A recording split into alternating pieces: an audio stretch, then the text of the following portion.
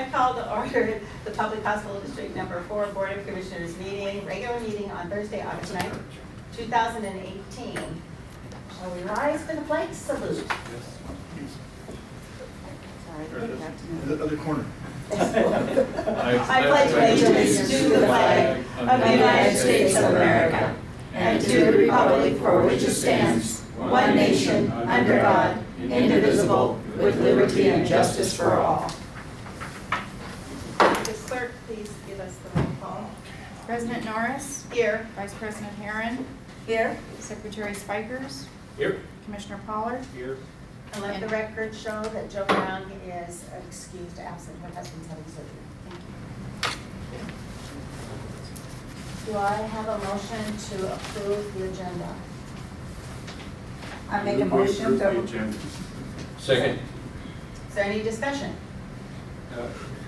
Except that I hope that when we come to the consent agenda, that we don't do a consent agenda. So if I'm moving to approve the agenda, does that still allow me to say, let's not do this on a consent agenda basis? Yes. Yes. Okay. Did I get a second? I did. Okay. Is there any discussion other than that? All those in favor say aye. Aye. Aye. No? Okay. We now have public comment. Is there any public comment? There's no public comment today, so we go on to communications. And I don't know that I have anything of any particular to offer, so I think I will turn to Tom Parker, our superintendent, and you can give us any information you want us to hear. Thank you very much. You have my report in your packet, and as usual, I will go through that report. Starting with our affiliation strategy, following last month's work study session, I followed up with potential affiliate partners with questions posed by the board, and I will report on the responses later this evening in my agenda item under affiliation. Finances, the financial report this evening will show that June there was a net loss of $320,000 compared to the budget of $7,000. Unrestricted cash rose $910,000 to $10.3 million. Year to date, we have a net loss of $46,000 compared to a budgeted net income of $53,000. It's an unfavorable variance of $99,000. Average daily census in June was the driver of that. It was 20 compared to our budget of 22.2, or an occupancy rate of 80%. Again, that's much less than we budget for. ED visits in June were okay, 328 compared to the budget of 325. We did hold our expenses pretty close to budget, right on budget in June, and they are 1% under budget year to date. Preview that I'd like to give is that July, our inpatient average daily census was higher at 22.4, so that was just barely above budget. Our ED visits were 339 compared to our budget of 335. And I also will note here that in the first week of August, both inpatient census and our ED visits were higher than budget. So we did have a lull in patient activity in June, but volumes in our key clinical areas have returned. Rural Health Clinic, we anticipate approval once we have received the unannounced site survey.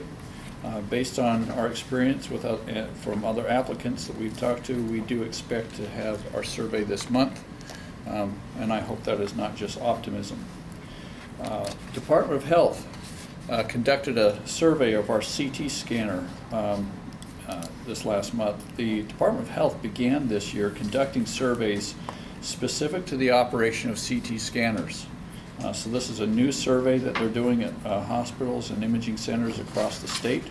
Our survey occurred on July 25th, and the result of that survey was no deficiencies, and we received strong commendation for our low dose rates, along with some helpful suggestions from them about how our dosimetry is done and documented. That's but they were able to confirm that our dose rates are very low, and that's good for long-term patient health. Rehabilitation and fall prevention. We will be providing fall assessments at the Fall Prevention event at Snow Valley Senior Center on September 18th. The very next day, we will be presenting fall prevention training and hosting a booth at the Mount Si Senior Center. I want to talk about outpatient services and our marketing efforts. I've recently brought together a group of directors and managers to work on educating the public about our outpatient services. Now, the group includes representatives from clinics, occupational health, actually that's managed by the same director, medical imaging, lab, rehab, endoscopy, infusion, and wound care. The goals of this group are growth and the means by which to get there, message and materials consistency, focusing our efforts on those activities that we can do that apply across all services and avoiding duplication. To date, we have completed work on identifying commonalities in our audiences, customer expectations, and common messages across all of those department services. Our next step is to develop copy for our flyers and ads and decide on the means by which we will communicate that to our audiences. I want to let you know that the Eastside Human Services Forum, I serve on the Eastside Human Services Forum work group, that we'll be holding a community discussion on the opiate and heroin crisis. It'll feature representatives from King County Heroin and Prescription Opiate Addiction Task Force. The discussion will focus on implementation of the task force's recommendations and how we can work to increase support on the east side. And the information about where and when is here, September 5th in the afternoon, 2 to 3:30 p.m. at the North Bellevue Community Center. There's the address. I'd like to note that our activity is starting again with the Carnation Farmers Market. We'll be providing healthy cooking demonstrations and samples at the Carnation Farmers Market in September and October. Kyle Walker, who is our Director of Dietary Services and a chef, will be there along with other department heads who will be talking about our services. And finally, in a preview for work study, our Employee Satisfaction and Culture of Patient Safety Survey results have been compiled and they will be presented in 2 weeks at our work study session.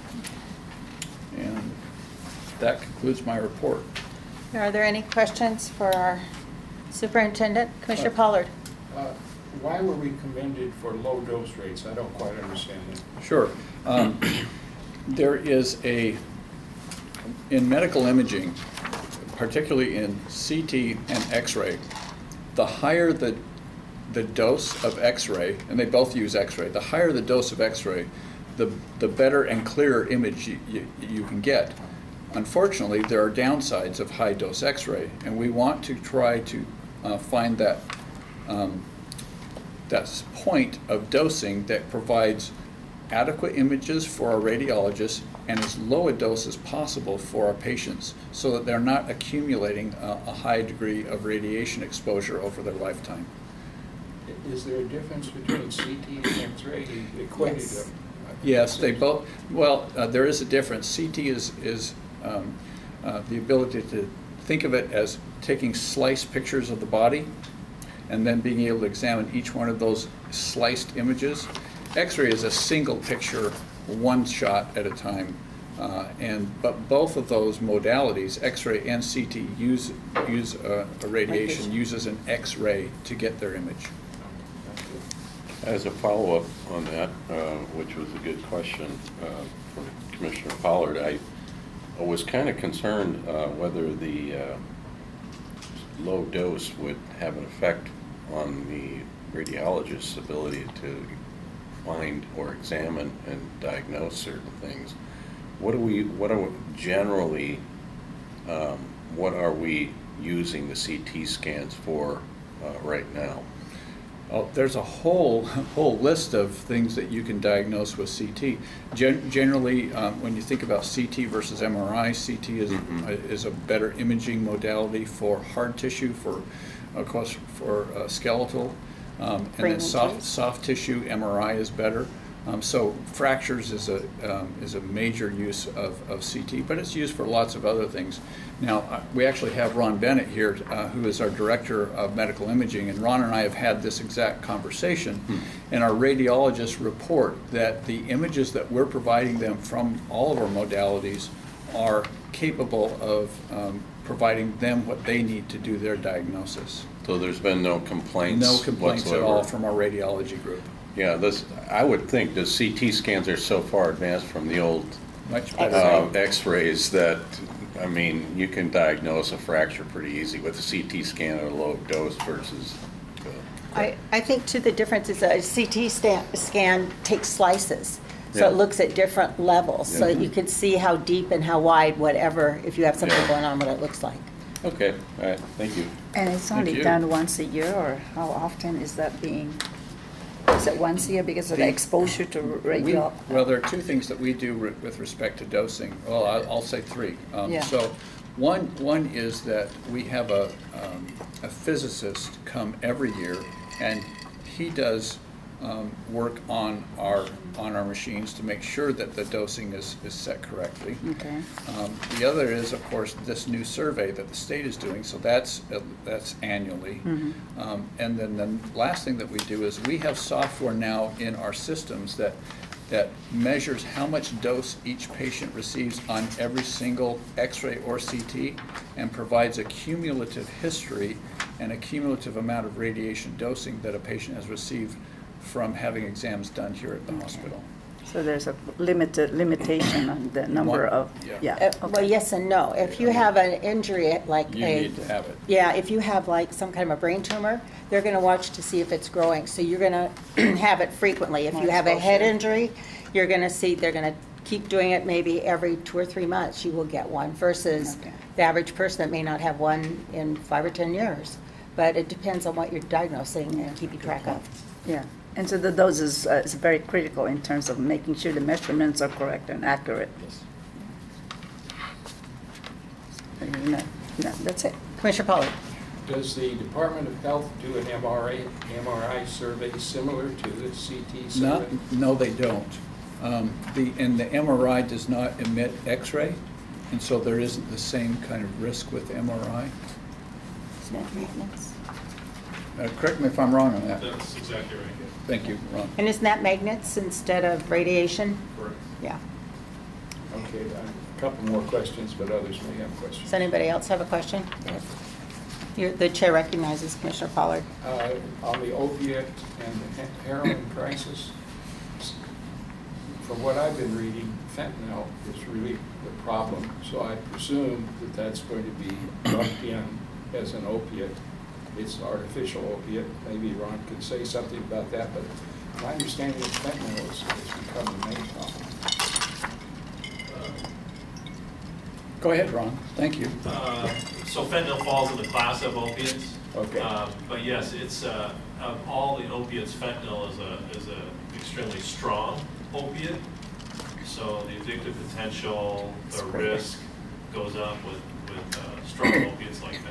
And as far as street drugs, street opiates, fentanyl seems to be the leading one now on the black market. Fentanyl's a biggie, oxycodone remains a Oxycodone, biggie. yeah. You know, really all the opiates as a class are a problem right now. And Commissioner Pollard, I'd also add that it's usually if you're addicted to one, you're going to be addicted to others. People are not necessarily real specific, wouldn't you say, Ron? Once they have an addiction to that kind of medication, it stays with them. And apparently it also depends on the price, and the prices vary between the various opiates. That's true, that is especially also on street correct. value. Okay, one other question. Are you allowed? Yes. And that is, there's a mention here of the Carnation Farmers Market, which is on Tuesdays. What about the North Bend Farmers Market on Thursdays? We have not yet started in on that one. We have a limited number of staff to be able to do the farmer's market, so we just haven't started that one Yeah, yet. it's a really good one to get a I've draw heard an it's amazing excellent. crowd. Yeah, thank you. Thank you. Are there any other questions? Well, I'd just like to make a comment. I think I'm happy to see that we are getting more and more involved in community participation, for example, like providing fall assessment at the Snoqualmie Senior Center. And I think even the dog, we Yes, also we're doing the participated in first that. aid for that event. Yeah, so the community outreach is coming to fruition, that we're doing more and more of it. I just have a question. When you're the Outpatient Services Joint Marketing Committee, I just want to know, what are the messages that being imparted to the, We have a long list of messages. Okay, and, just in a nutshell. We're still working on refining them. Okay. We started out with identifying who our audiences are, identifying what needs they have that cut across all of our departments, making sure that we have the capabilities that match those needs, and then messaging specific to those needs. And that's the next meeting of the group, is to refine those messages and get ready for getting those messages out to the community. okay. I have one more question stimulated by Commissioner Herron's question in the same paragraph. And that is, I didn't catch what you said about occupational health being the same as the clinic or something. Just managed by the same director. Okay, I thought occupational health was in the rehab department. So those are two different things. There's occupational therapy, and then there's occupational health. So occupational therapy is therapy done through the rehab department that helps people be able to return to the activities of daily living. And Occ Health is a whole other arm of health, where we work on Infectious diseases? and no, all it's that? actually No? helping people in their workplace, Okay. actually going to their workplace and helping things with ergonomics and we do occupational health outreach already, where we'll do vaccinations for different companies locally to help them have a healthy employee population. That includes safety, I presume. It could, but we haven't gotten into the safety part of it, but we do ergonomics. Thank you. Are there If there is an injury, a work injury related, who does the reporting for that? For On the our Occ Health. for our own employees or for other employees? For other employees? All other employers will have a process whereby they report internally for their workers' compensation claims. And of course, if those patients come to our emergency department, the record for that helps with making that claim. And who is leading the Occ Health, the Occ Health? Did we used to have one? From what I heard, there was a We have, it's director? under the clinics, Uh-huh. and our own occupational health, so our own employees who go through their annual vaccinations, that's all done through our clinics. Oh, okay. Are there any Alright. other questions? And we will move on. Next on the agenda is our General Counsel, Skip Hauser. With his yellow sheets. Yes. I know you have a collection of these. Right. I'm making a hand. You have a binder now. You or have something. binders, that's what. Thank you very much. So this evening's topic, Madam President and board members, is a point of order. Do we also put that out on the table? I don't typically, I could start doing that, make some extra copies and do that. Since the board's discussing it, would be a good idea. I'd be happy to do that, Commissioner. I'll make some After the extras. board president, that would be my suggestion. Well, he can bring maybe an extra couple. We don't Would have a the lot public of. be interested in this? I don't know. It's just another step. Maybe just They're bring always a couple. available on request. Yeah, yeah. Point Not of order, Madam necessarily President. to make Yes. it. Point of order. Sorry, Yes. I'd sorry. like to continue. I would like you to continue. Thank you, Madam All President. right. You go. So the purpose of a point of order, you can find under Chapter 8, Section 23, page 247 in your HIM manual, called Robert's Rules of Order, is when a member thinks that the rules of the assembly are being violated, he can make a point of order or raise a question of order, as it's sometimes expressed, thereby calling upon the chair, and in your case the president, for a ruling and an enforcement of the regular rules. So there's some standard descriptors of characteristics, and I'll summarize these. First and foremost, a point of order takes precedent over any other pending question that you have, so you can interrupt. In cases where the chair is in doubt, they'll refer the point of order to the judgment of the assembly. So the president will say, I'm uncertain as to how to rule on that question, that point of order. You'll refer it to the assembly, and then it becomes debatable. And the second thing at the bottom of the page is it can be applied to any breach of the assembly rules so long as it's handled in the normal manner being ruled upon by the chair and no subsidiary motions being adhered to. And on page 2, it is in order when another has the floor, even interrupting a person speaking or reading a report if the point generally requires attention to such a time. It does not require a second. It is not debatable. But with the chair's consent, a member may be permitted to explain their point of order, and knowledgeable or interested members can be heard by way of explanation. If the chair does submit the point to a vote of the assembly, meaning the chair is uncertain and doesn't know how to rule on the point of order, then the rules governing debatability would apply. It is not amendable. You can't ask for an amendment to the point of order.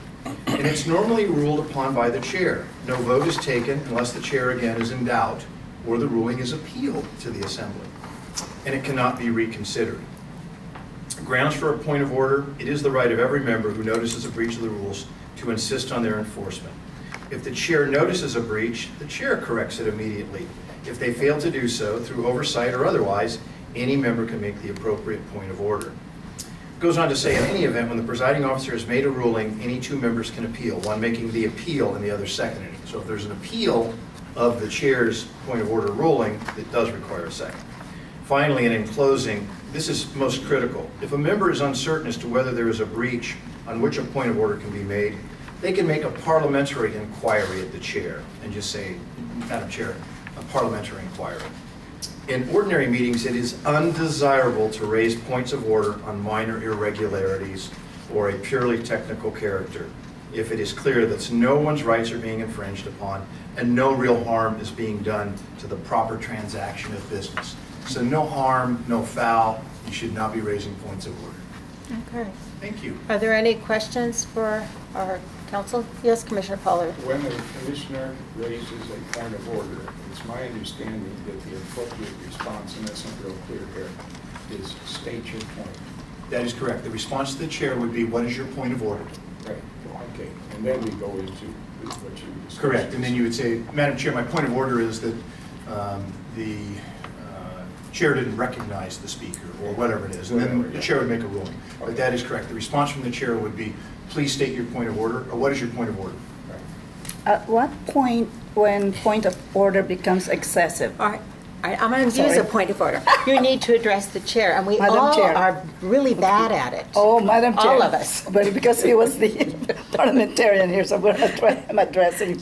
So the chair can, at some point, say that your continued interruption through points of order is dilatory, that it is not productive. I will not recognize your point of order. And then that person could then, though, again, appeal, and if they get in a second, then they could debate that. But fortunately, and I think most often, people, when they have a point of order, it's a legitimate concern and it needs to be heard, and I don't think they will continue to do it repeatedly just to waste time. If it goes to a vote and it's seconded, then does a vote take place as to whether this Then it's debated as to whether or not the proper process is being followed, and then that is not able to be reconsidered, then the entire body, which in your case is your commission, would vote on that. And so, and if the chair could say, I'm in doubt, I want the entire body to address this. Our chair is never in doubt. Oh, excuse me. There are times when your chair is in doubt. Thank you, Madam Chair. That's why we have this man here. Thank you. Okay, so moving on. I gotta find my order here. There we go. Okay, committee reports. Wait, No. we need approval of the Consent. minutes. Consent agenda. Do I have a consent agenda for approval of the minutes for July 12th, 2018? And I July, object to this, where's Skip? When you need him. As I mentioned earlier, I object to this being on the consent agenda. I prefer that the approval be on the two individual minutes. do we need a second for Do we have a this? discussion on this? Discussion? No, if there's an objection to a consent agenda, We then don't- then each item is taken individually. Okay, that's what we will do then. All right, approval of the minutes for July 12th, 2018, our regular meeting. Is there any discussion about those minutes? Do I have a motion to approve them? I make that motion. I second. Is there any further discussion? I call for a roll call vote on this. Okay. Do I need a second for that? I don't think I do I? All right, we'll go by commissioners. Can we have a roll call, please? Vote for consent agenda for July 12th, or for approval of the minutes of July 12th, 2018. Commissioner Pollard, No. Secretary Speikers, Yes. Vice President Herron, Yes. and President Norris. Yes. And now we're going to approve July 25th, 2018 work study session. Could we have a vote also for that, I move approval of that set of minutes. at that set of minutes? Second. Any discussion? Hearing none, we'll vote. All those in favor say aye. Aye. Opposed? Okay, they pass unanimous. Now we're moving on to committee reports. It says action requested as noticed. Finance Committee. Commissioner Speikers. Thank you. You are welcome. All right, I apologize again because our schedules were so mixed up and I was unavailable for 1 week. Steve was unavailable for a week, so that's why we had it yesterday. So You sure blame me. I said I was unavailable, okay? So anyway, that's why you got it late. I gave you notice of that would happen this week. Very unusual, but that was unfortunate. That's just the way it had to happen this week.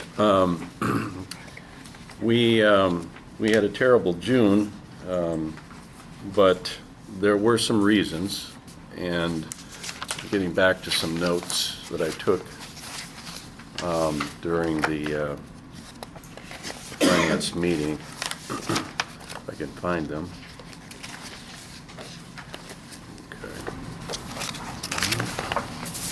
There they are. One of the things, the two biggies, I think, is the 340B program. We anticipated a certain amount of income every month from this program.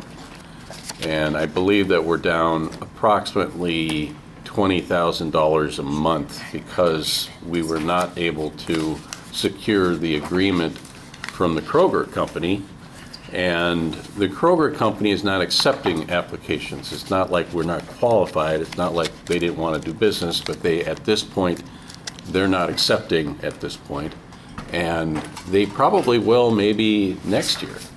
They may do it on a fiscal year or annually. We'll keep looking at that. So that's $20,000 a month. The other is the rural health clinic, and that was a significant loss, so to speak, for us on a monthly basis. And I had some notes actually as to how much that was. Steve actually did a breakdown of the revenue variances. Yeah, we're losing somewhere around, I thought around $50,000 a month without those two programs in place, without part of one program and the other. Entirety of the So other.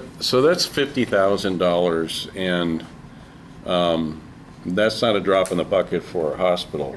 So even though we were down $300 and some thousand this year, or this month in June, part of that has to do with that. The other thing is our census was down, and my understanding is we're doing so well as we're discharging people quickly.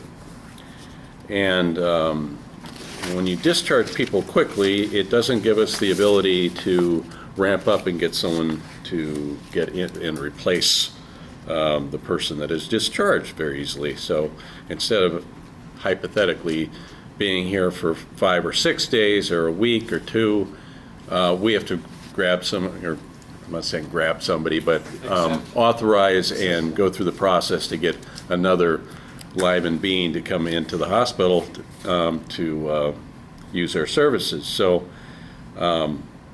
that's generally not a bad thing, but it is bad for finances. It's a great thing for people's health because we're curing, well, not curing, but we're helping them quicker so they can go back home or wherever they're zero base when they got here. So that's kind of a thing that's been happening. At least it was in June.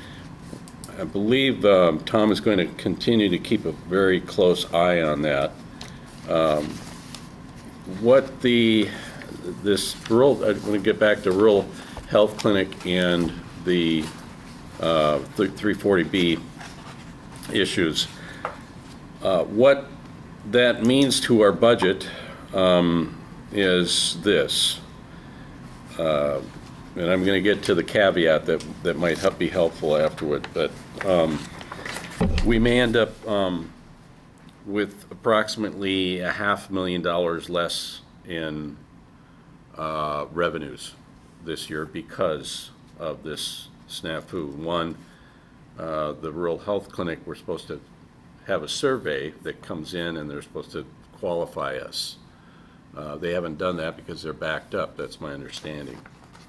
So once they qualify us, we could go ahead and get on track and obtain those benefits that we should be able to obtain.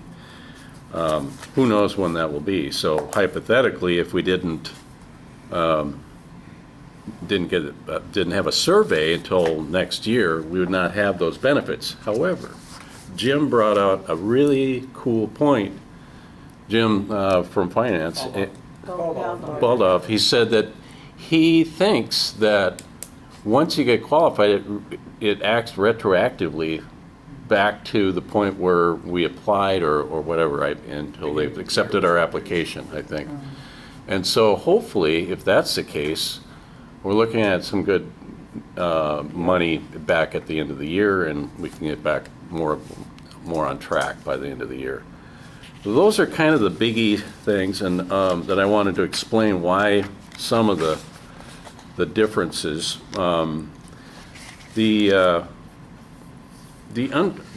Here's really something that was pretty amazing when Heidi Bailey did a prediction back in 2015 of what our cash would be at the end of 2018, unrestricted.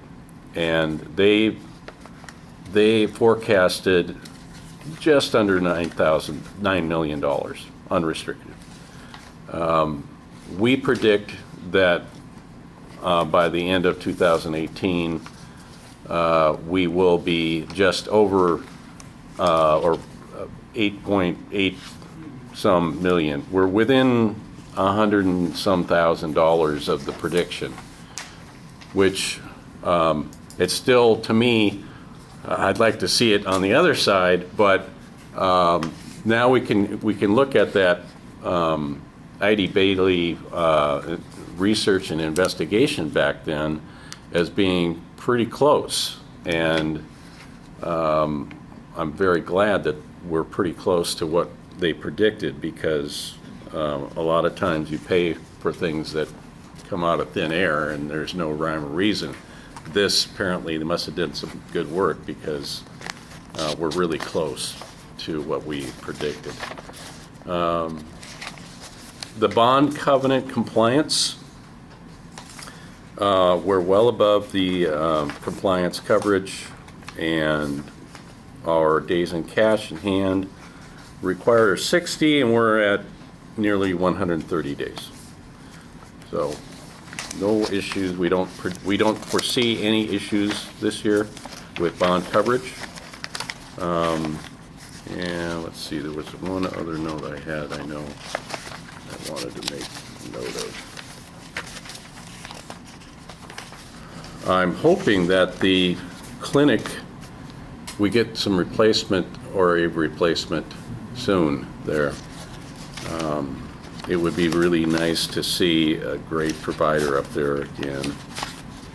I thought that the one we had picked was really good too.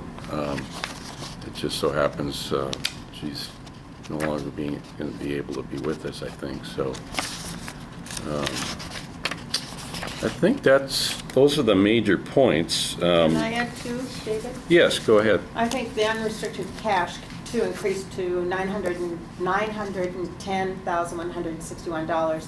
From that to $10.3 million in June, which I think is good. And we anticipate everybody should know we anticipate a payment to Medicare in August for overpayments in the 6 months of 2018. So that's going to hurt our cash a little bit. And our cash forecast for 2018 will be reviewed by the Finance Committee at our next meeting. Correct? Yes. Good, big one. And then I guess the other thing is, I guess we could talk about the bladder scanner when that comes up.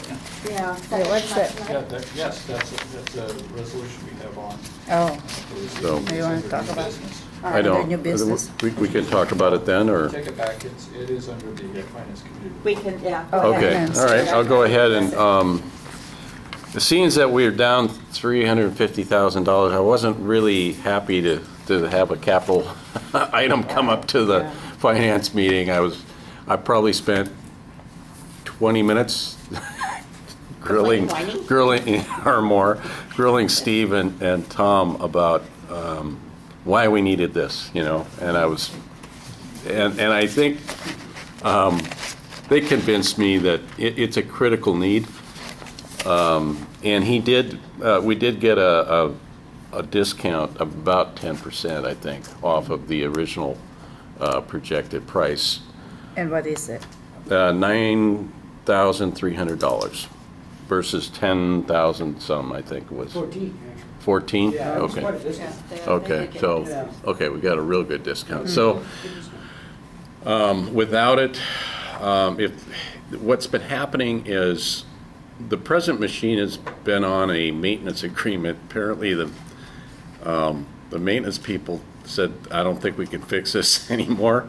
And so, and they, by the way, they are not the ones that want to sell us the new bladder scanner. So, two different parties, two different entities, and they basically said, so the next time it breaks down, we probably won't be able to fix it. So we would be shut down because we use it every day. Yeah, it's How one of the much do most. those things cost? $9,300. $9,300. 93, that's what the cost for it is.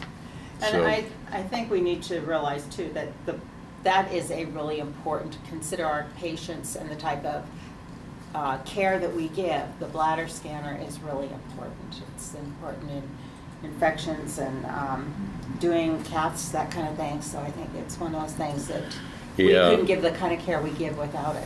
Yeah, it was more on the line of priorities, number one Yeah. versus the 2 and 3 priority. And the 2 and 3 priorities are going to be very hard to probably be approved, I think, this year until after the first of the year. Unless an emergency happens of some kind. We're so- very committed to bringing you items that Yeah. are required for clinical operations. And so that, we're on the same plane on that, so it is what it is, and June was a month I'm not particularly excited about, but I think we've got better months ahead, and I'm hoping that we can get this critical, or the rural health clinic online so that we can at least make up some of the cash that we anticipated when we originally approved the budget. Is that it? I have a question. Commissioner Speikers? Question. Yes, the chair recognizes Commissioner. Yeah, in the Aaron. budget, because of this, I think this is unanticipated bladder scanner expense, or is there That's a within the line budget. item? That's It when- isn't? yeah, that's when It's in the budget? We're way below our capital expenditure budget, Oh, okay. So but about by 30,000 or something right now. And unless a really critical need comes up or something breaks down, we still are under our capital budget Okay, Yeah. to follow up, just my question is there a line item for those critical needs, emergencies, There was, we've taken. budget item? I think for that we've taken care of a couple of things, at least 2 or 3 this year. They're not, they weren't major things. One was air conditioning, which we were able to, Negotiate on our. yeah, I think it was, to me, I thought it was a constructive eviction, so, of the premises, based on what the information I got from Dr. Witkoff. So I think we went back and Tom was really good to negotiate. I'll give it to Steve. Steve was I think it was great. actually. Oh, was Steve? Steve All was right, great. okay. Oh, good, Say all it right. all modesty, huh? Credit where credit's due. So Steve went back and alleviated the need for, what was it, ended up 14,000? Yeah, it was gonna be that 14. Yeah, so 14,000 savings without having to pay that as a capital budget item. So we did extend the lease as we did last month. I don't think that's going to be an issue the way things are going, and that's probably a good idea that we do have our lease in place as the only lease holder for medical services on the top here on the ridge. Yeah. I'll just comment on the question about this item having, a place in the budget. It actually, as Commissioner Speikers said, it was an item that we did put in the capital budget for this year. Okay. It was a high priority. Yeah. We wanted to wait as long as we could, and we've gotten to that point now where we are concerned about it not being able to survive its next breakdown. Commissioner Pollard, did you have something? I just want clarification. You said something about we'd be receiving some funds due to Medicare overpayment? But you said something like that. We have to pay, there's 2 payments due from last year, overpayment. We knew that, we budgeted for it. Right, okay. About 2.4 million. So that we knew we were gonna do at the end of July, probably have just did it, that's my guess. We paid them back. And September, we also knew that we were getting overpaid for the first 6 months of the year. So we budgeted for that. So there's a payback to Medicare for 1.2 million we budgeted for. And the reason why this is happening is because we're getting more and more efficient, I think, in how we deliver services. And so the federal government, they have to look at what we did last quarter or last year. time we, Last year. or last year. So every time they look at us last year, the following year, we're doing it much more efficient. And thanks to the staff, through the TruVan implementation of studies that we actually were able to implement last year, we became on the neighborhood of about $1,200 per patient day more efficient, which is millions in a year. So that's why we have a payback. So those were all budgeted in the current fiscal year? Yes, they were. Okay, that's good. I have a couple more questions at some point. Chair recognizes Commissioner Pollard. Yeah, would you mind sketching what is the 340B program and how that affects us? Would you like me? Go ahead. You know, as part of these meetings, it's also an educational Sure. meeting, and we should know what we are talking about when we say 340B. Right. The 340B program is one that we qualify as a critical access hospital. There are other hospitals in the country too that can qualify for 340B. But essentially what it is allowing us to purchase pharmaceuticals at a great discount. And then we set up arrangements, agreements with local pharmacies whereby the acquisition cost for that pharmacy reflects the discounting that we get, and then that pharmacy pays us for being able to have the difference between what they would have paid for that drug and what they're actually able to acquire it for under our 340B status. What the pharmacy keeps is what's called the filling fee.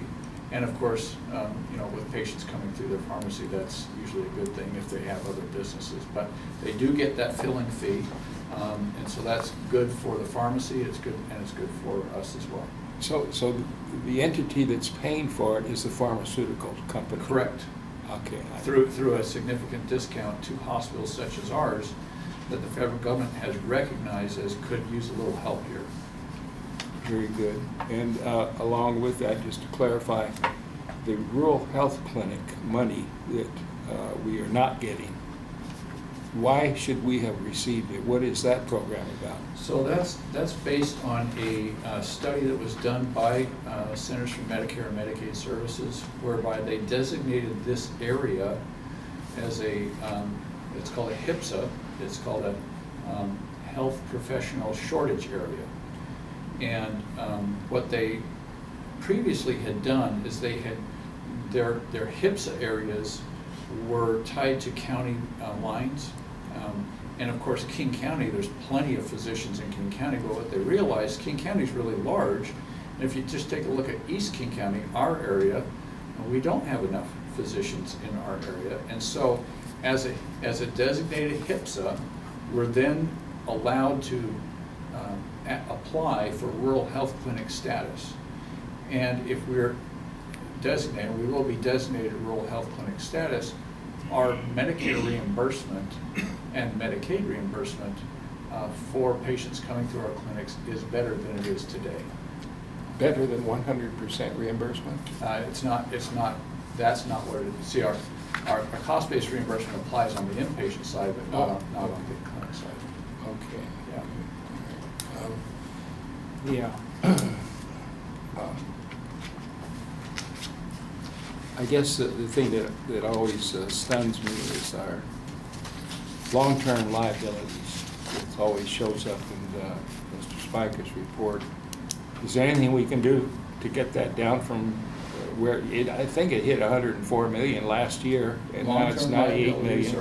Our long-term liabilities, if you take both our revenue bond and our LTGO debt, is $95 million, and we have and continue to perfectly pay down that debt as required under the agreements to service that debt. And so anytime it's very much like your home mortgage. You agree to pay that mortgage off over a certain period of time. In our case, it's 30 years on most of the instruments, and we pay that bill every month, and that's how you pay down your debt. In fact, there is one of the bonds, or maybe two, that will be paid off in full in about 11, 12 years. Yeah. So debt will be retired at some point, and if we end up with a bunch of cash and in our bank, and at some point we're able to maintain outreach and we have some affiliation where our large organization takes over and does operations, and we have a lot of money in the bank, it's possible that we could use that to pay off taxes, part of it, or whatever the commissioners feel is the most critical need for the district. So there's things to do, and you just got to look in the long run. You got to really have foresight and what can happen and what you can do for the community. I think that's what our commissioners should really be focused on, is the foresight right now. Mm-hmm. Hope versus discouragement. And plans. And plans, hope and plans, yeah. Valuation and taxes are really increasing significantly. Yeah. How do we take that into account in our long-range planning? Because we get a portion of those taxes. Well, we do, but it's not a great amount. It's not a lot to. I mean, there may be a $50,000 or $100,000, on a huge tax increase here. It's not that much. Okay. We don't get. I mean, I want to just make sure that people of the public record know that we operate this hospital mainly on our operations. Our tax base is very small in comparison to what our revenues are, and even though people they get a little discouraged with the local school bonds, but I mean, people have spoke and the taxes are in place, They will be in place. We will pay off our debt. And, you know, we just have a long term to do it, that's all. Thank you. Are there any other questions for Commissioner Speikers, Finance Committee? I have a question on the overpayment of Medicare, and then we were overpaid, and we have to repay. okay. What's the big difference between what they overpaid us and what we had to pay them? Oh, back? okay. Well, they base their rate Yeah. based on last year's performance. So last year might have been somewhere around 3,200, or we're getting paid 3,200 to 3,400 maybe Yeah. dollars per patient per day. per patient day, per patient per day.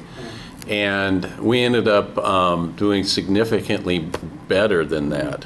And so I think we were much closer to 3,000 or under 3,000. 2,900 per patient. So, Finance guy talking there. so then when we Okay. did our cost report Yeah. to them, then they look at that and they go, oh, wow, you know, we don't have to reimburse them at 3,400 anymore. We're going to pay them at this rate. And until they have the specific facts from us showing what we actually, what it costs per patient day, they can't change the rate. Okay, So I see. they're lagging in the same thing. If we increased our rates for some reason, like we did when we had the new hospital, our rates went from 3,200 to 4,000. And we were getting paid at that time $4,000 per patient Per day. person. But now that's gone the other way. And so I think there was one time we ended up having to get paid like $1.5 million or something Yeah, like that there a few was. years back Uh-huh. when the hospital Just opened, just started. after the hospital reopened, or opened, I should say. So it's kind of one of these things where nothing ever is in sync. There's always a lag period of maybe 12 months or at least 6. Yeah. In this case, we did a cost report recently to show that we were being overbilled for the first 6 months at about $100 more per patient day than what they were paying us. So that's why we ended up with $1.2 million that we will have to pay back in September. But it's all based on the true facts, Yeah. all the actual costs, and they Yeah. can't, and that So we'll way. figure that out. We Yeah, 'cause can't I bill think- them and get this rate every day. You know, Yeah. it's every 6 months we Because I do think this. that's what we were waiting for in So- order to get an accurate number. Yes. Yes, I So- remember Yep. that, that's why, Yeah. yeah, okay. So, does that make sense? Yes. Okay. That means we're, So do we have? I do have a motion, if no one else has any other questions. Two of them. One for the warrants. the other And, for yeah, and scanning. replacing the scanner. We got 2 action items. Oh, okay, okay. Why don't we do them separate? Okay, then I make the motion at this time that we approve the capital expenditure for the bladder scanner of $9,300 for the reasons I've already cited. Plus tax. Plus tax, I'm sorry. So, be about 10,000. I will, can I second? I second that. Is there any further discussion? Why do we have to pay tax on something like that? Tax and everything. Talk to the state government. Great, yeah. The state, talk to the what- It's not a federal. Department of tax, it's a Revenue. state tax. Yes. Sales tax. Sales tax. Sales Yeah. tax by the state. There are some exceptions. Legislatures looked at like fire trucks. When a fire district would buy a fire truck, could you avoid the sales tax? There's no sales tax on gun safes. If you buy a gun safe, the state does not collect sales tax on a gun Wow. safe. That's So there's a interesting. few exceptions out there, but you'd want to work with your legislative Wow. folks to try and get some more exceptions for hospitals. For We really nonprofits. need to work on exceptions for medical equipment. Yes, I would suggest that. That's a good I- idea. Oh. Anyway. The state counts on their revenue based on sales tax. So, anyway, with that, is there a second on that? or- yeah, should, Okay, Okay. how about the warrants? okay. Are we doing them separate, or are we should be doing them separate? Separate. So Yeah. approval of the warrants. No, we haven't voted, Replace We the haven't- bladder. Yeah. we haven't voted on the bladder scanner yet, Okay. so. Any further discussion? All those in favor say aye. Aye. Opposed? It wins. we're gonna do that. Okay, Okay, the- second is the approval of the warrants and payrolls and payroll taxes. And we do have accounts payable warrants of 1.1 and some $million. And we also have the payroll warrants at 1.4 million, which is, for as much revenue, that's pretty good. The warrants of 1.4 million. So for a grand total of 2.555098 million and 49 cents. I ask at this time to approve these warrants. I will second it. Is there any further discussion? Hearing none, I call for a vote. All those in favor say... Roll call vote, please. Sure.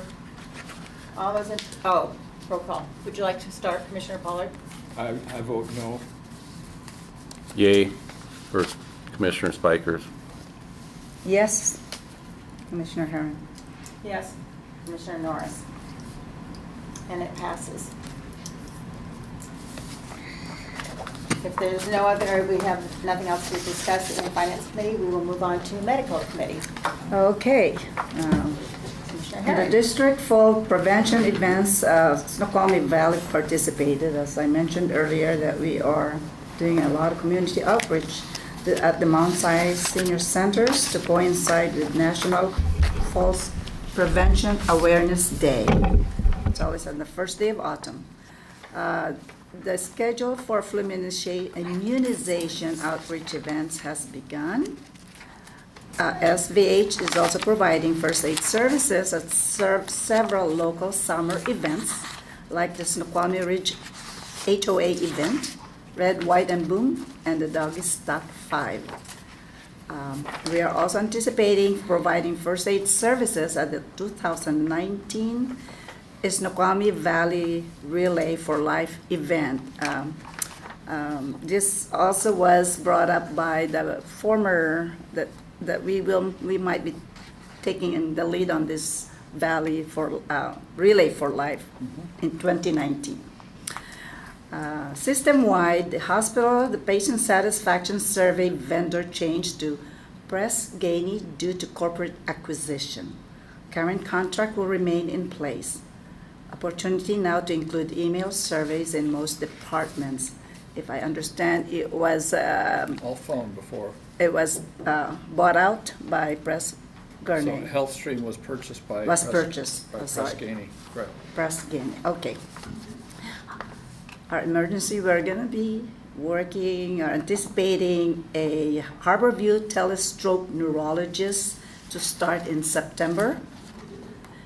The DOH survey of CAT scan, which CEO Parker already had mentioned, occurred July 25th, found no deficiencies, strong commendation, and a couple of helpful suggestions were made.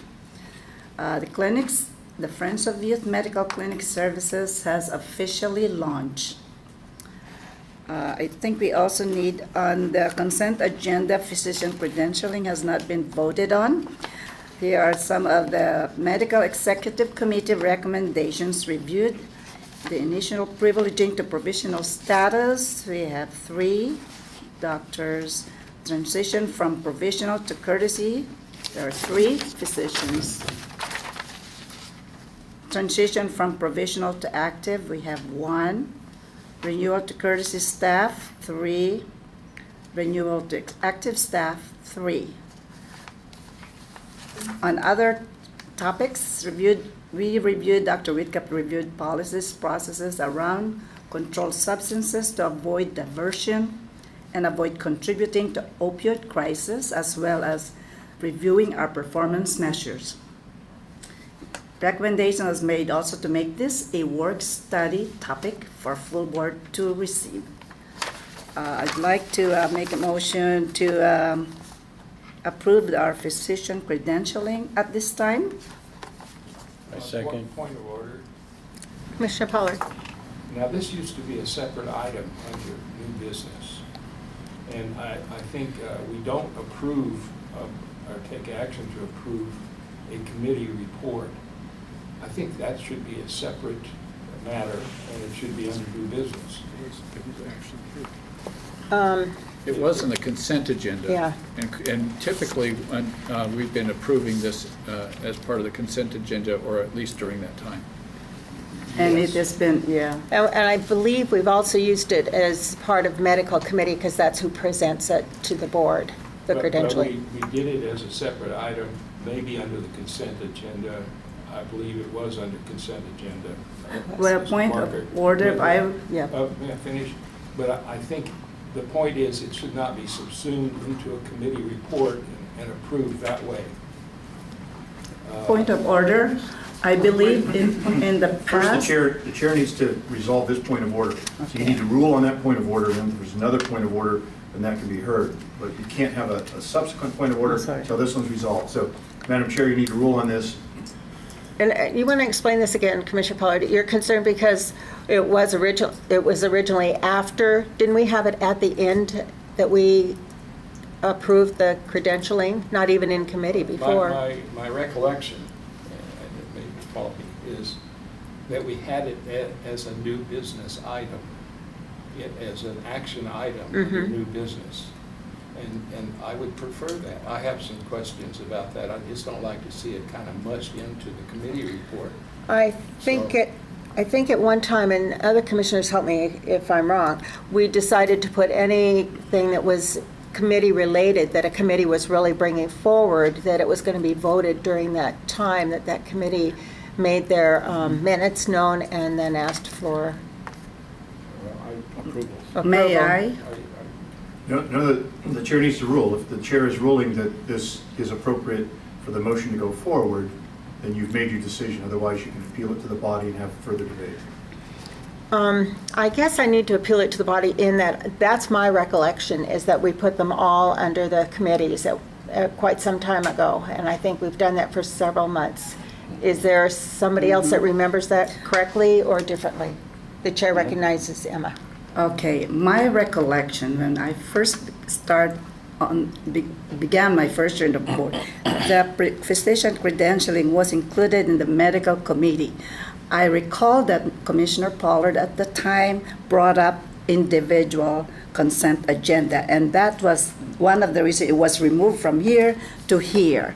But this, my recollection from the beginning was this was included in the medical committee. Yeah. But the suggestion that was proposed before, and I guess, I don't know if it was ever adopted, so to remove it from the medical, to put it separate in a consent agenda, and now we're going backwards by it is changing. Okay. From one to I understand one. what you're saying. Okay. Commissioner Speikers, did you want to say something about this? I don't think it would be productive. Okay.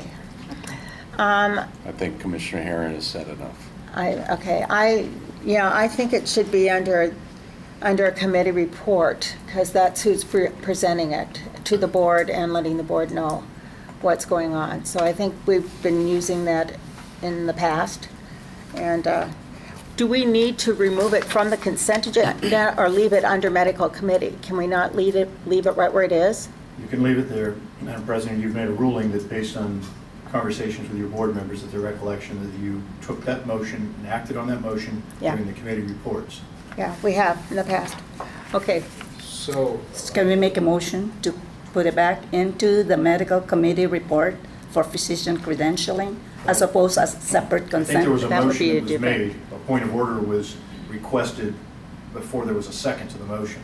So I don't recall who made the motion, but somebody did make a motion to approve the credential. approve it. I did. I don't have a second yet. And there is no second, but there was a motion by Commissioner Herron to approve that.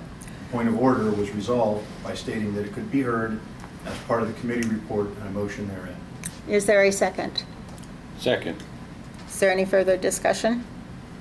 I Hearing. have questions about the report itself, and that's where the problem is that it's hard to separate out a motion like this from the report. So I have questions about the report itself. Medical committee's report? Yes. No, that's not what's on the floor. That's not, that's not on the floor right now. Yeah, out of order. Out of, on I'm the. sorry. It's not germane to the motion at this Yeah. time. His questions are not germane to the motion, but they can be heard at some point if he's got questions. Yeah, so let's finish the. Well, actually, my question has to do with the motion. and that is that the people that we are credentialing, it states that they're from Telerad, which I presume is teleradiology, is that correct? Radia is our radiologist group. What is this, like the first person there is Kenneth Herbert, MD, Yes. Telerad? What does that mean? Yeah, that means they are a teleradiologist. That's what I thought. Correct. And they actually are employed by Radia, who is our provider of radiologist services. Radia is not mentioned here, but my question is, if they are accepted by Radia and they are a Telerad. If they're what by Radia? Yeah, if they have been cleared, are they part of the Radia system, are they not? They are.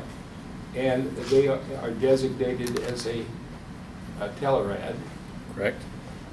then we don't need to look at them real closely. Not true.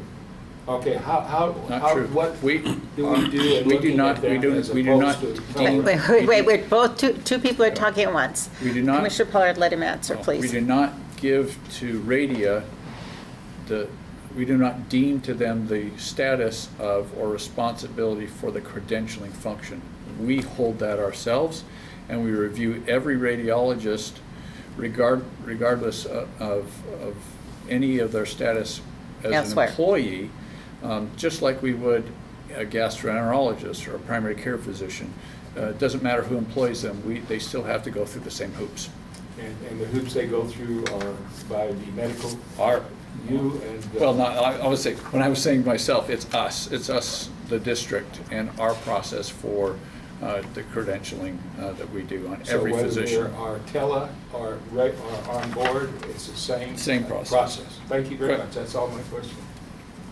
Okay. Okay, is there any more questions? Then we will go to a vote. All those that approve, you did make a motion? Yes, I made a motion. Would you Okay. like me to repeat it, Madam President? I don't think so. I don't think that's necessary.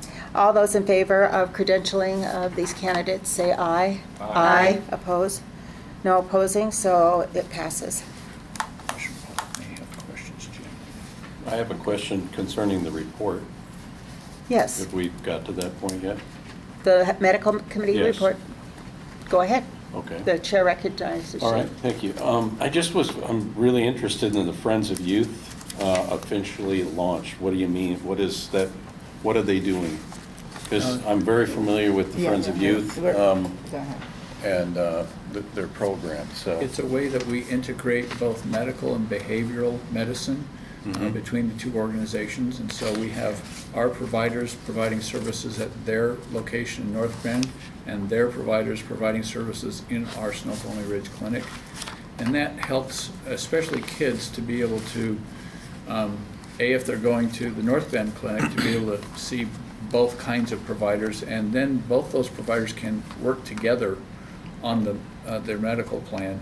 The other is that they can come into the medical clinic on the Ridge and receive behavioral health services without feeling like they're walking into a clinic that is strictly for behavioral health services. So that's really great, because been very, very active in community concerning youth, and for many years myself, and that issue is a big issue for kids to Sure is. overcome, and Yeah. to be able to feel like they're just going in and having a normal checkup with somebody, and I don't know if anybody's attended some of the annual galas for the Network. Don't call me community about network, and some of those kids telling their story about what happens and what can happen. I'm really, really excited about Yeah. that. We are excited. Having been on that board for a while, I can tell you that the network engages a lot of different entities. In fact, there's a Key Leaders Summit coming up, I think, actually next Monday. And anybody is welcome that is concerned about what's going on in the valley, and particularly for youth. So we have usually fire department, we have police department, we have school principals, we have parents, we have Friends of Youth, any of the organizations that are in the valley dealing with youth. Even the woman that does the food on the trail feeds the kids snacks on the trail. There's a lot of people reaching out to try and help the homeless, and a lot of couch hopping in our valley, where they What? House hopping. No, couch hopping. House hopping, yeah. Yeah, they don't have a place to stay, and different families offer I an see empty what you mean, couch Yeah. or a bed for these young people. Yeah. So, I'm Wonderful. I'm impressed with the parents and the organizations we have in this valley. There's a lot of compassion for the youth. Question. Yes, Commissioner Pollard. Does this program, this cooperative program between the district and Friends of Youth have a name? Because the way it's written up here, it just says Friends of Youth has officially launched. They've launched 20 years ago as Friends of Youth, but I would suggest we have a name for this special program. It's the medical clinic services that we have launched with them, right? Yeah. So we have an agreement with them, but we haven't given the program a name. So Name, I'll take that project. back, and we'll have a discussion about that. Thank you for that suggestion. Thank you. Okay. Yeah. All right. Are there any other questions for Medical Committee? Hearing none, we'll go on to the Facilities Committee. Front awning extension, there was more discussion about this. The information was brought to the committee as it is previously requested and not a recommendation. However, it could be a discussion at the time in 2019 when there's a capital budget to be able to look at extending the awning. Old business was the medical clinic air conditioning system, and I think we all are pretty much up to date on that. Panorama Housing Project. Our CEO, our Chief Executive Officer, Tom, talked about the project consisting of 119 units of low-income housing.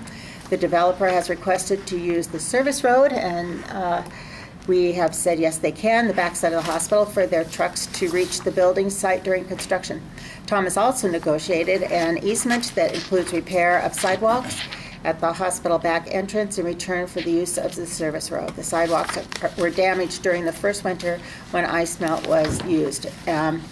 This is a common practice. If you are giving way to construction trucks and construction equipment on property, it is not uncommon for them to reciprocate in some way. The developer will be responsible for keeping the roads cleaned and responsible for any damage. A certificate of insurance will be obtained. It was suggested that a posting of a work zone be put when it occurs. In fact, that's required, just so you know. And it is now in the agreement. Yeah, and there will also be a disaster plan in place. This would fall under the hospital's code of external triage and life and safety management plan policies. Parkway traffic control. Also, Tom Parker. At that time, there was no update on this topic, and as previously reported, the city has notified our leadership that both the police and the fire have signed off on putting grooves in the parkway, and those would be called calming. That's what they call those, is calming. Yeah, calming measures. Oh, calming. However, there is no information on when the project would be budgeted, and Tom will be inquired of the city to see where we are on those, and also water issues that may arise from the grooves, depending on the slope of the road. Hospital accessibility and signage update. Tom gave us that. Directional signage in the lobby. Name change for the chapel to a quiet room. Directional signs for restrooms. Waiting area signage for registration, lab, imaging, and clinic, and east-west conference room, and tray returns. And there's still a real, do you have your handout? It is here. Yeah, we have a handout Yeah, that, it's connected. yeah, for the community gathering place. And we're working really hard to make sure that people do that. Commissioner Herron reported the notification will be in the Snoqualmie Ridge Homeowners Association each month. And it's been done. It's been done. Nice work, thank you. Also, Tom has asked Anytime. commissioners to think about what agenda items they would like to see on the agenda, and perhaps reviewing the charter would be helpful to that end. There was no public comment, and the next meeting will be Monday, August 27th, 2018, at 8:30 a.m. at the Valley Hospital East-West Conference Room. And we adjourned at 9 a.m. Any questions? I just think you're doing great jobs on those committees, and there's a lot of work and there's a lot of time having to be here. I'm just wondering, is there a need to be, have a facilities committee every month, or can it be every other month? Because I know it takes a lot of time. I don't know how you feel if you, I'm just thinking, you know, out of the top of my head, how much time consuming. You know, Yeah. I think that's something, I think our committees are established in our bylaws. Okay. And I think that's been one that's been there and then not been there and is there again. It's a standing, it's been there a long time. Yeah, and it has- As long as yeah. I've been here, it's been a committee. I just thought, since you're doing the ad hoc Bylaws. bylaws, and It's- you're doing them, and I don't know. Oh, I'm Maybe not doing you could- It's really bylaws. very, Did she's you? not, Oh, Joan Joan. is. Joan, that's right. Joan is, yeah. You could think about it, I don't know what. the The time- last meeting, it's not really time consuming. Okay, If you okay. already have your ducks in line. Okay.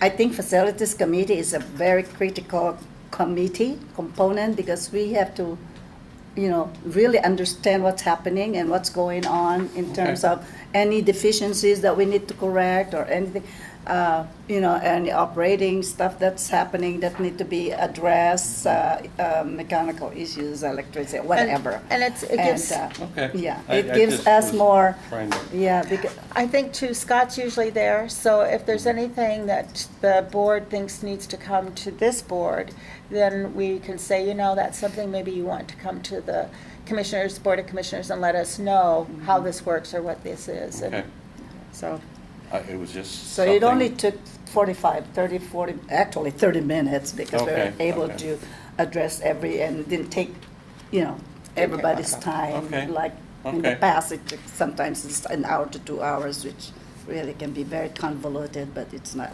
So yes, I think the facilities is an important committee, even if I'm not there, because now that I'm there, I know, you know, it's nice to be updated on what are some of the things that need to be corrected.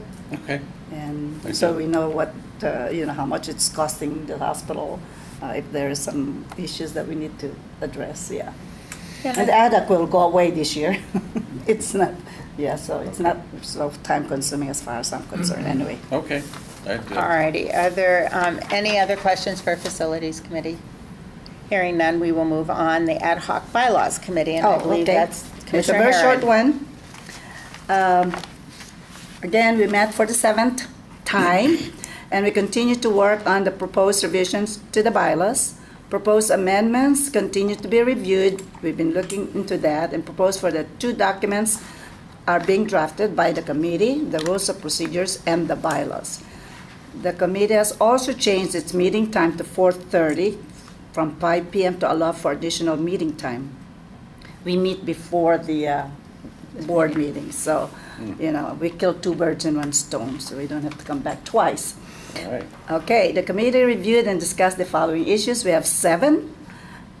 The first is excused and unexcused absences of commissioners for board meetings, committee charters, term limitations of officers, board positions, public comment period, conflicts of board member, hospital foundation, and commissioner benefits. Those are the 7 items we discussed this evening. And by next board meeting in September, this rules of procedures will be available to all of us, but it will still be in a draft form. And then the following month will be, hopefully, the bylaws will be completed. And every one of us, everyone on the board will have the opportunity to make comments. So, and then we can finalize it. Now- And the board also, the bylaws also said that we thought we should do this right away, but no, as long as we do it before the end of the year. That's, yeah, the reason that, you know, we are really doing due diligence on this one. Otherwise, we could rush through it, but we don't want to do that. We want to make sure that we do it right the first time, so we don't have to, you know. Well, I think by the bylaws, it's required every other year anyhow. Yeah. But my question is, how soon will we get the This? procedures one? Will we get it before our next board meeting? So that we can look No, through? not yet, unless, Because we'll finalize the draft at the next meeting, which happens in the hours right before the next Right board meeting. before the board, yeah. So this will be finalized. Okay, this has taken a long time. But this okay. is only a few pages, as opposed to our bylaws, which is 20 Yeah, pages, I yeah, believe. yeah. It's Or longer. 18 pages. This only, the rules and procedures, it's only like 5 or 4, actually. So it's, we can, So if this it's would be a only 4 really- pages, 4 how come you pages. can't have it to us by next meeting? because we are still, Committee Yeah, still go ahead. hasn't finalized that. We need to have another committee we meeting. need another Okay. one. Okay. That's right. I touched you guys. But, yeah, it'll be done by next month, before the board meeting. Okay. Thank you. Thank you, Commissioner Point Herring. of clarification, Yes. parliamentary inquiry or whatever. Earlier, I heard that you folks discussing about the need to do this, not at a board meeting, A but work in study. 2 work study sessions, as I understood it. I think that would be better than trying to do it at a board meeting with a fait accompli coming out of the I think that's committee. correct. No, Isn't that what? We were the chair discussing- suggested? Commissioner Harris, let him finish and let us reply, get a reply. Yeah, that's still the concept, but we understand that the board would like to see some product coming out of the committee, so we're trying to get a draft to you so that you can review that. And it'll be a red line version, so you can see all the changes that are coming through the committee. Yeah, I'm anxious to get that. Now, you know, looking at the history of the bylaws, we had bylaws in 2008 that were approved. We skipped 2010 until 2012. So we actually skipped the ones that were due in 2010. In 2012, they were put together, and then they became approved by the board in 2013. So if you look back at the history, it has not been every 2 years as required. Point of order, Commissioner Pollard. I think we're all aware, and I think we need to move on and be pleased that we're going to at least get this done. I think that's old stuff. A point of order, Madam Chair. I think what I'm saying is, when Jay Rodney was here, he gave us a red line document early on so we could look at it. And we've seen nothing like that this time. That's I'd like to see a red line document sooner rather than later. The committee's going to provide that to you in the next couple of months. Yeah. Their preference, after extensive review, was not to give you piecemeal red line, page after page, each meeting, but to give you a completed document that they were comfortable. That's what we always got before. You're going to get that, Commissioner. All right. The committee's You working. said through it. next 2 months? Is that what you said? Well, Next 2 months, that's correct. Yeah, a month from now, the rules of procedure, and then following that, Will be the the bylaws. Those are bylaws, yeah. And yes, just to repeat, CEO Parker did say that the red line copy will be provided to all of us. So it will be there, all the redlining and everything that one must look at. Thank you. Thank you, Commissioner Herron. Okay, so I guess we are now at old business, and I'm going to turn it over to our CEO, Tom Parker. It's about affiliation recommendation, and it's an update. Thank you. Thank you, Val.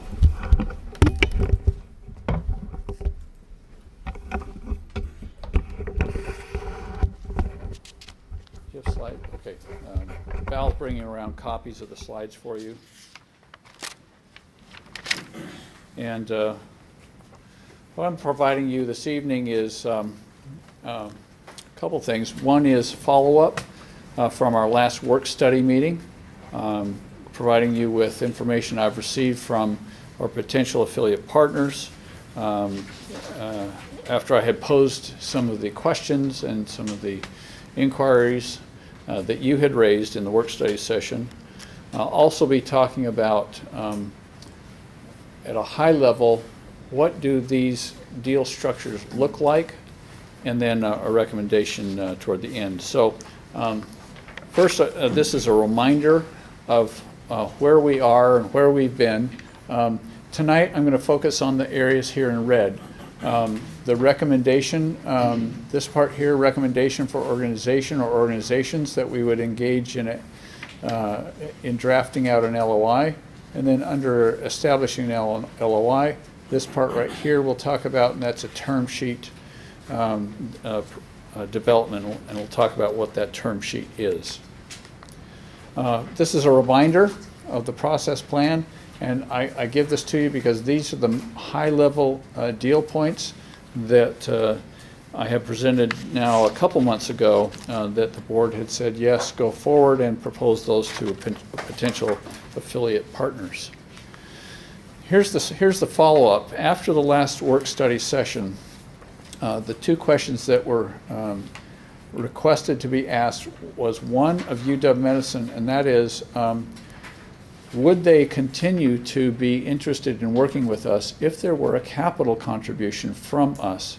As you may recall, their response to us was, in order to do a deal with you, it would require a lease. It would be a lease agreement, and we also UW recognize that there's need for capital improvement, but we really can't and don't want to take on both of those things.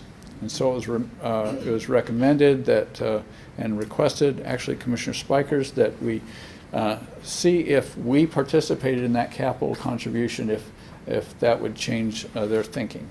The other question was for Virginia Mason, and that is, they had proposed a management services agreement, and the question was raised whether or not they would be interested in a management services agreement that was performance-based, so that there was some skin in the game for them, even though it was a much lower level of affiliation structure.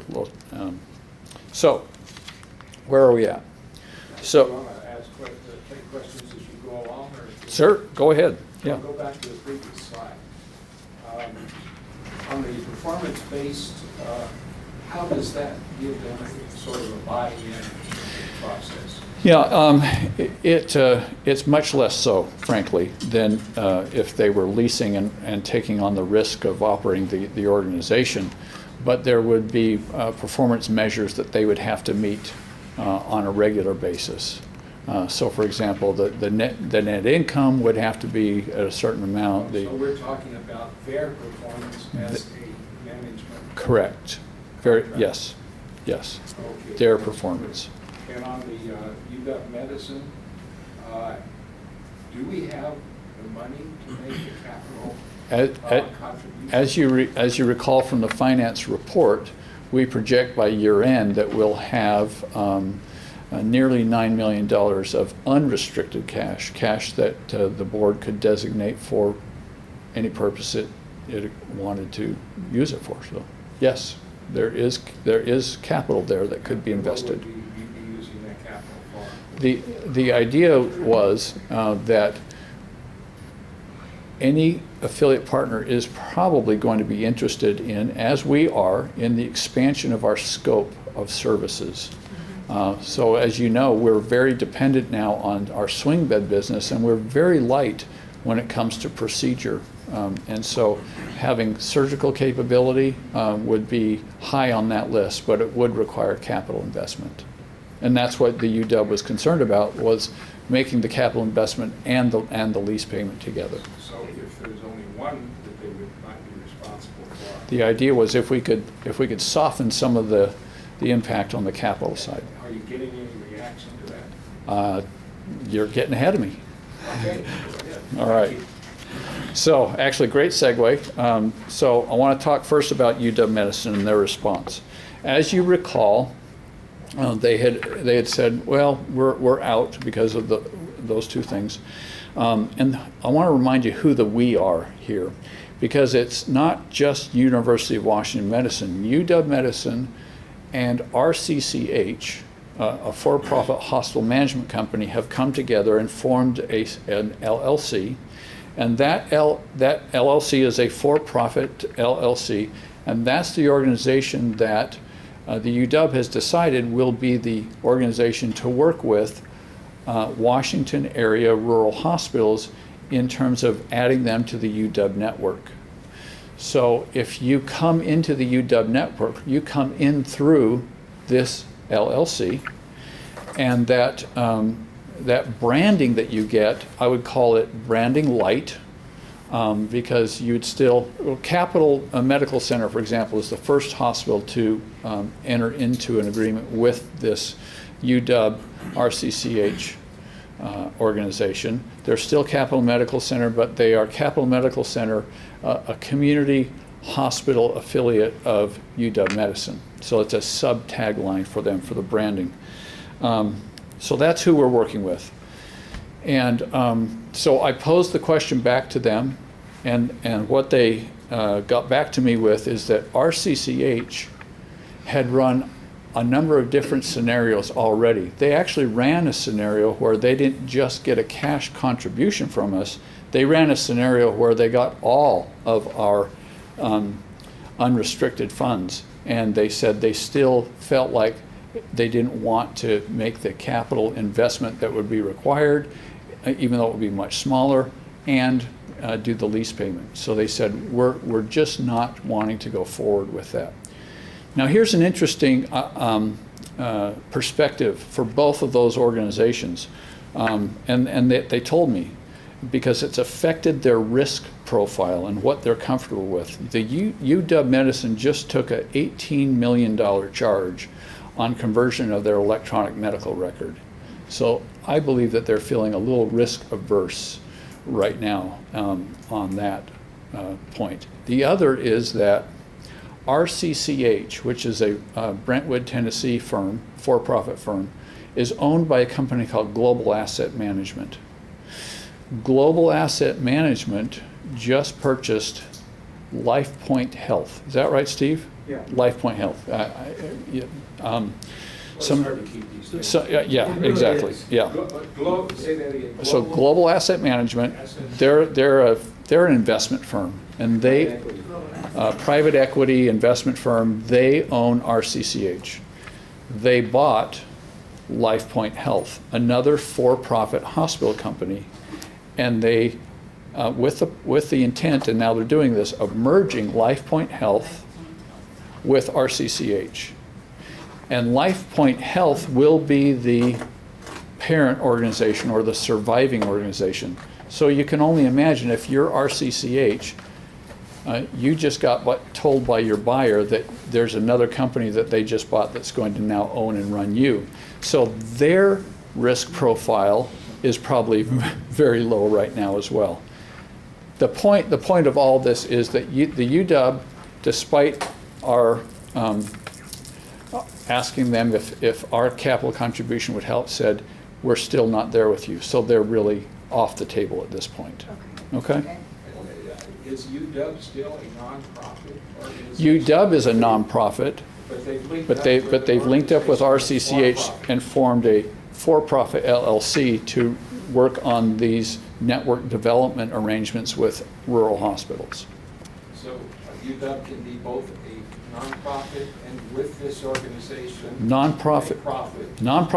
Nonprofits can actually have subsidiary for-profits. Okay, so that's the UW story. And by the way, they were wonderful to work with. But bottom line is. Bottom line is they're no out. further Correct. activity with UW. Correct, right. All right, let's talk Virginia Mason. As you recall, Virginia Mason prefers a management services agreement. I asked them if they would be open to a performance-based management services agreement. They said yes.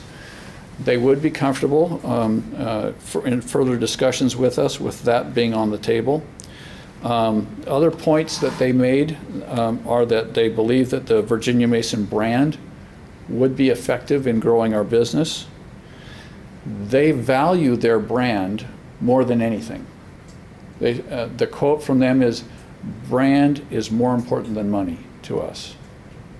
As such, they want to protect their brand, and they would do that by having full operational control of the running of the hospital and the clinics if we were to rebrand as Virginia Mason. And they would be providing the board with regular updates, including how they're performing on the performance-based management services agreement. So they still want to continue the conversation with us. Okay? Overlake Medical Center. The structure of the deal with Overlake Medical Center would be a lease agreement, an operating lease agreement, where they're paying the district to be able to use its facilities and operate the hospital and clinics. The update is that Overlake had a meeting of their what's called their internal, so it's not commissioners, or excuse me, board members, internal strategy team, which is Mike Marsh and their vice president, their chief strategy officer, their chief financial officer, and they said that they would like to continue to move forward with us to explore what a deal would look like under a lease agreement, a full operating lease agreement.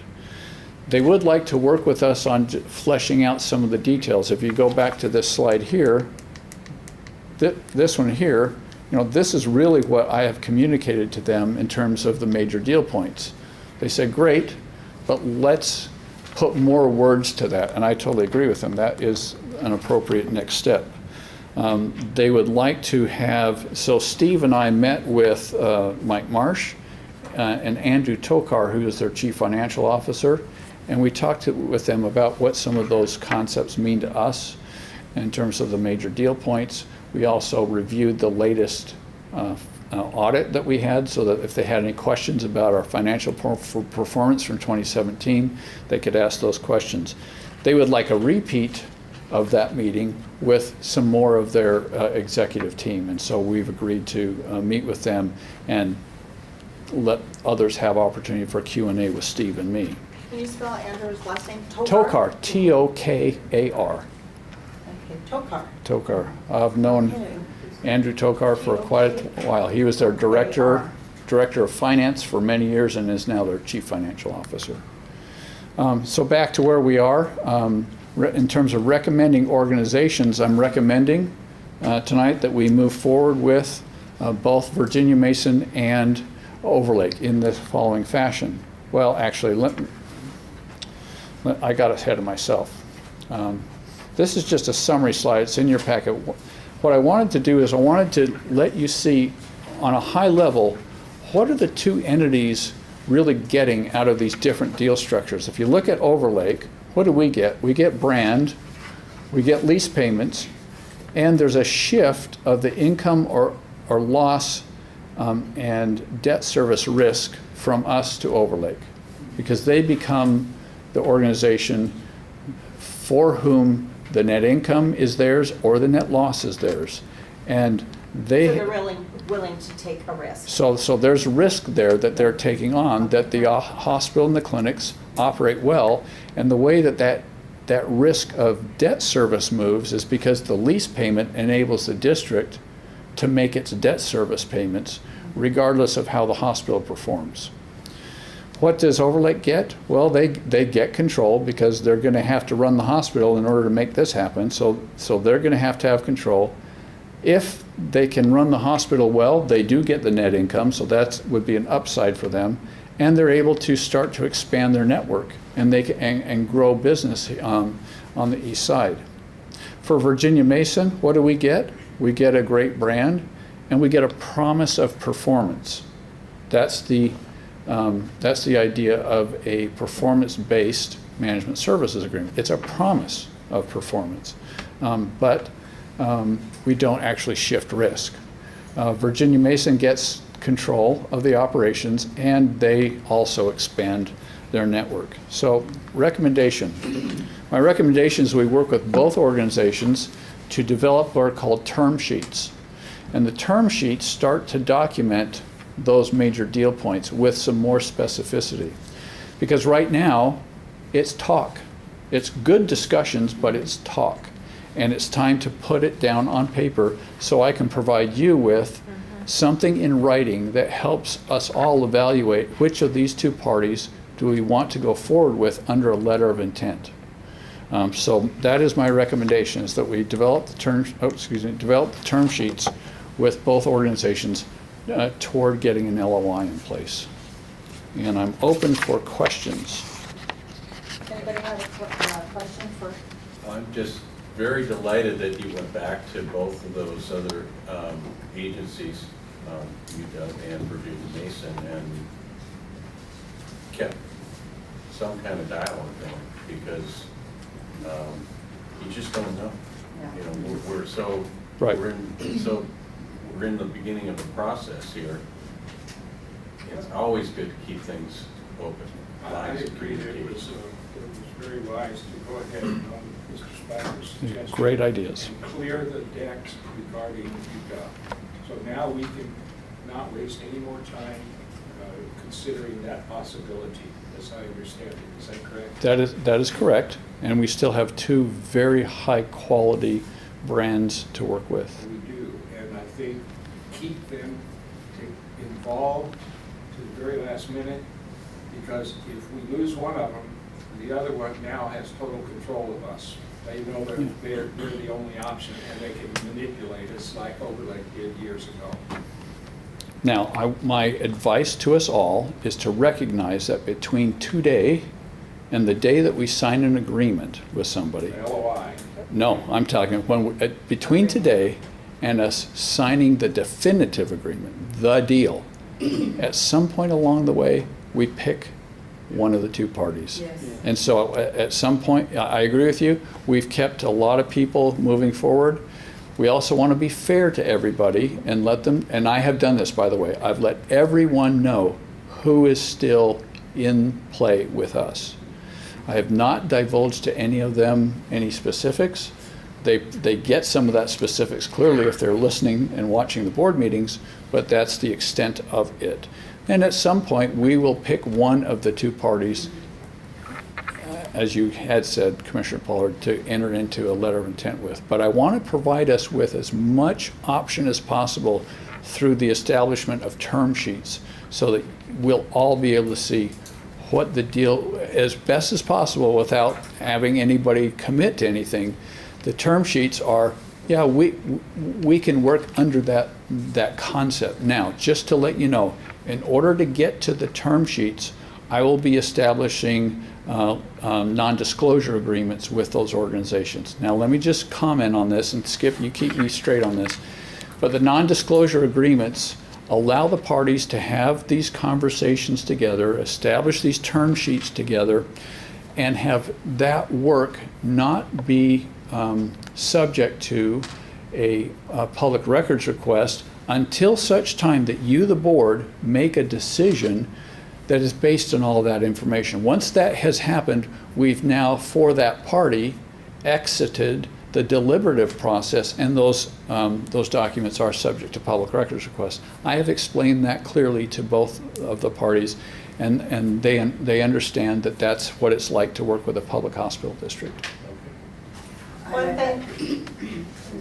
One thing that I think is interesting is that Overlake and Virginia Mason already are at least on the east side and in Issaquah, so they're closer than They're UW. great geographic. Could you repeat that? Yeah. I couldn't hear. I'm intrigued the fact that it's Overlake and Virginia Mason, because those already have entities, clinics in Issaquah. UW, I don't think does. Whenever Well, I they have an evidence in Issaquah. yeah, when you need anything done, you got to go to Kirkland and Redmond. Well, Yeah, I must say, I have to make a comment. I'm so glad and pleased that we went this route, having CEO and CFO taking the bulk of the work without having to contract. I know eventually we will have a consulting. it'll be attorneys. I know that, Yes. but at least the initial second process that we're doing was, well, not initial, the process that we're doing Thank you. now is, an effort from our own executive team And- rather than Thank you. hiring another consultant. And I'll say to that do this. I can speak for Steve, that we have actually very much enjoyed the work. Thank you, yes, and this is great experience. Yes. Are there any other questions? Just to clarify, at the beginning, when you started talking LOI and agreement, I didn't follow the dichotomy between the agreement, which I think a final agreement follows the LOI. Correct. But you seem to imply that the agreement would be before the LOI. Yeah, thank you. I'll clarify that. So there, between now and the end, there are going to be 3 agreements. the first one is a non-disclosure agreement. That's really easy. The next one is a letter of intent. And the letter of intent will contain in it the basic terms that we'll work on with the term sheet. And it's both parties saying, we're now engaged. We really think we can put a deal together. Now we're going to start the due diligence process. Now we're going to really dig into each other's information, quality, financial, customer service, all that information. Now we start to disclose to one another. And then at the very end, the deal that really finalizes it is called the definitive agreement. Well, this is really interesting and I think very good, because what I was afraid of is that we enter into an LOI with one of them and then we're at their mercy. No, we could exit the LOI and go back to the other party if our due diligence process results in us saying, well, it's really not for us. So actually, we're doing a sort of draft LOI for both parties. We would do what's called the term sheet for both parties. I'll present that to you, and you'll say, we want to go down the path with this party or the other.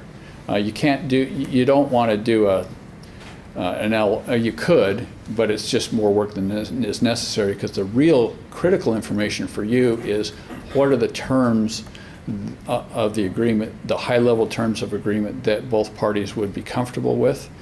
Once we decide, well, that's the group or that's the organization and those are the terms we would like, then we'll draft an LOI around that. I see. So once you actually sign an LOI, yes, you've got one. You're working with one partner, because what that does is that initiates the due diligence process where you really start to get into more detail. You stated that we could back out if the due diligence process presents problems that we don't. Either party can leave the other one at the altar. You're in an LOI.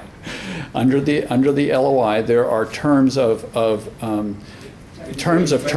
there's terms of disengagement, terms of termination, and you can either enact those or let the LOI expire. I think I understand. Okay. Are there any other questions? Just a comment. I think it's nice to have this CEO interconnect with the same CEO that future partners that we are, so you can see face-to-face. True. Without the middle person. Personal and yeah. more personal level. Good. Thank you. Professionally. Maybe this is premature, but if you look at history of mergers and partnerships, my understanding is that Overlake has not consummated a partnership or a merger with any other organization, whereas Virginia Mason has. Is that correct? It depends on how you define it, but in terms of a merger with an organization where they really integrate the operations of the hospital and or clinics, that is true. That said, Overlake has done a fabulous job of putting together the clinically integrated network with Evergreen, and that's actually a force to be reckoned with in this market. It's a little different. It is different. It's not the operational integration. Thank you. Yep. Thank you. Thank you, Jim. Next, we have resolutions.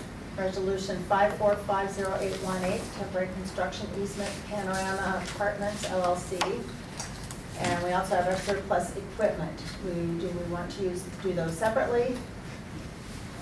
Madam President, Yes. may I comment on the first one? Yes. I want to comment on that because staff were directed to accomplish a couple of things with that easement. Number one, we were charged with getting a quid pro quo, and we have done that. Actually, Commissioner Pollard walked the back of the hospital with me and took a look at that sidewalk that needs repair. And if you think of sidewalk squares, the big sidewalk squares, there are 5 of them that are in a crumbling state. And so Panorama has agreed to repair those. It would be a full replacement of the concrete there. And they'll do that at such time that they are actually pouring concrete on their site. And I think that makes a lot of sense. The other thing was that we were asked to make sure that they provide signage that the pathway for their vehicles constitutes a work zone. Yes. They have agreed to that, and that is in the agreement as well. And so we're feeling good about the work with them. Are you getting liability in accord for what they? Yes, Okay. yes, Steve gets that. We get that with everybody we work with, by the way. King County Search and Rescue. Yeah. We get that with everybody. That's really necessary. Yeah, and so we're feeling good about the easement, and they also, as you probably already know, they've also agreed that if any damage occurs to any of our property because of their use of that lane, that they'll repair that. Okay. And the indemnity agreement, which is really good, in case they run over a pedestrian on our property. They have to indemnify us for any lawsuit against us. Yeah. And Skip's done the So that's okay, that was key. So I've read the agreement, I like it, so it's fine. Thank I you. guess he just gave you a compliment. Counsel Hauser. Okay. Okay. Do I hear a, first we need public comment. For the second. Oh, the second resolution, that's the surplus Any equipment? questions on the surplus? Surplus equipment? So are we trying to do this as a consent Separate. agenda? This is just discussion about these. We're gonna have public comment and then we'll have action. Okay, let's do a public comment. Okay. Do we have public comment? We do. Hi, Scott Scowcroft, West Seattle. Just a couple of real quick things. One is I was delighted to hear that the Key Leaders Summit is occurring again this year. It takes me back to my first week when I was employed here at the district. Roger McCollum suggested that I go to Encompass and talk with Nancy Whitaker, and she brought in Christine Trione Sullivan from the network, and the three of us kind of got together and came up with a Key Summit, Key Leaders Summit. And my assignment was to come up with funding for it. So I went out and found, I don't know, $2,500 grant for that. And the hospital district underwrote the cost of the Key Leader Summit for the first 3 or 4 years that it was going. So I was very heartened to see that it's still part of the fabric of the community. And I guess the other comment that I have is that, man, the first part of this meeting sure seemed to be pretty heavy with some parliamentarian discussions, just worrying about things in terms of the parliamentarian procedure that at the end of the day really aren't all that important. And I hope that you can streamline those sorts of discussions so that you can have more time and more oxygen in the room for things like the last half of this meeting, which I thought was really terrific. Thank you. Thank you. Is there any other public comments? Hearing none, we're going to move on to our new business resolutions. Actually, yeah. So do we want to do these as a package? Do I have a motion to do both resolutions together, or would we like to do them separately? I make the motion for both at this time, to approve both. Do we have any? I second. Okay, any discussion? Hearing none, I place before you resolution number 5450818 and resolution 5460818 surplus equipment.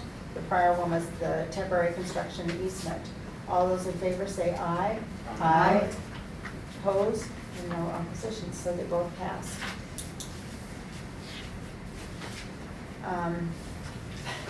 More public comment. All right, next, I guess we're other. Do we have any other this evening? Hearing nothing for other, our next scheduled meeting, work study, will be August 22nd, 2018, 6 o'clock in this same conference room, correct? Right. And our next regular meeting will be September 13, 2018, 6:30 in the North-South Conference Room. Do I have a motion I to made a adjourn? motion to adjourn. Second. Any discussion? All those in favor say aye. Aye. Opposed? There are no opposition. We are adjourned. Okay, so